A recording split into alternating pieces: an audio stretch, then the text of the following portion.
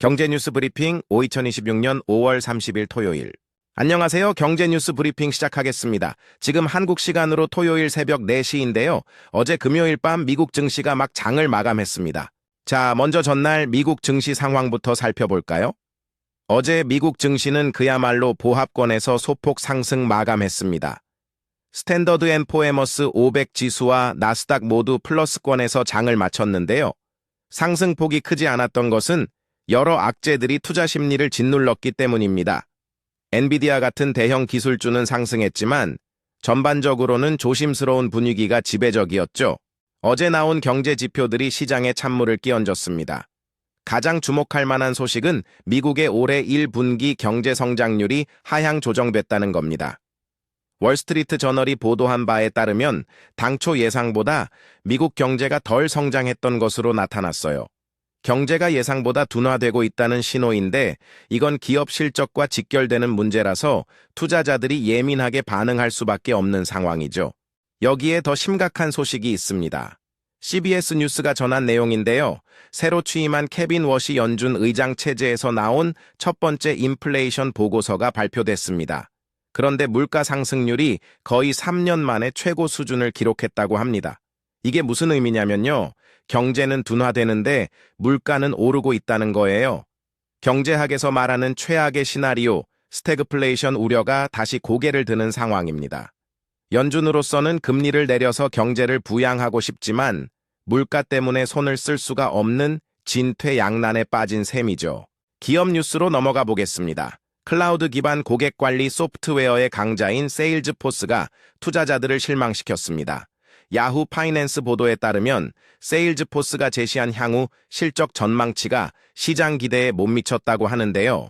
이게 단순히 한 기업의 문제가 아니라는 게 문제입니다. 시장에서는 이를 인공지능 기술로 인한 기존 소프트웨어 산업의 붕괴, 즉 디스럽션의 신호로 받아들이고 있거든요. 인공지능이 발전하면서 기존 기업들의 비즈니스 모델이 흔들리고 있다는 우려가 커지고 있는 겁니다. 반면 흥미로운 상승세를 보인 종목도 있습니다.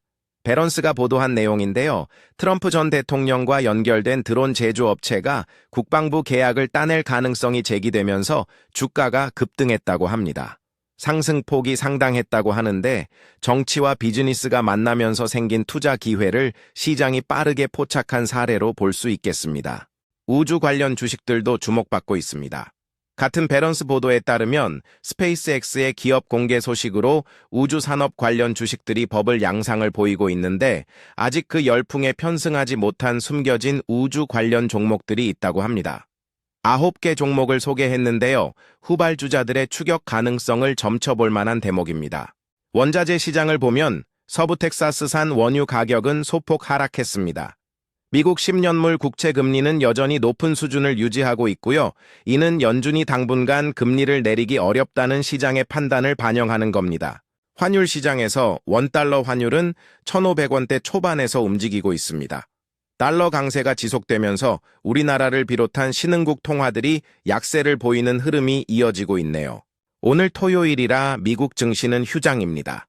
투자자들이 한숨 돌리면서 이번 주에 쏟아진 경제 지표들과 기업 실적들을 차분히 정리해볼 시간을 가질 수 있겠습니다. 정리해보면 현재 시장은 여러 가지 복합적인 악재들이 얽혀있는 상황입니다. 경제 성장은 둔화되고 물가는 오르고 기업들의 실적 전망은 불투명하고 새로운 기술로 인한 산업 구조 재편의 불확실성까지 더해지고 있습니다. 연준의 새 의장이 취임한 지 얼마 안 된 시점에서 이런 어려운 과제들이 한꺼번에 터져 나오고 있는 건데요. 앞으로 통화 정책이 어떤 방향으로 갈지가 시장의 최대 관심사가 될 것 같습니다. 주말 동안 국제 정세나 추가적인 경제 뉴스가 나올 수 있으니 계속 주시하시고요. 다음 주 시장이 열리면 변동성이 커질 수 있다는 점 유념하시기 바랍니다. 여기까지 경제 뉴스 브리핑이었습니다. 감사합니다.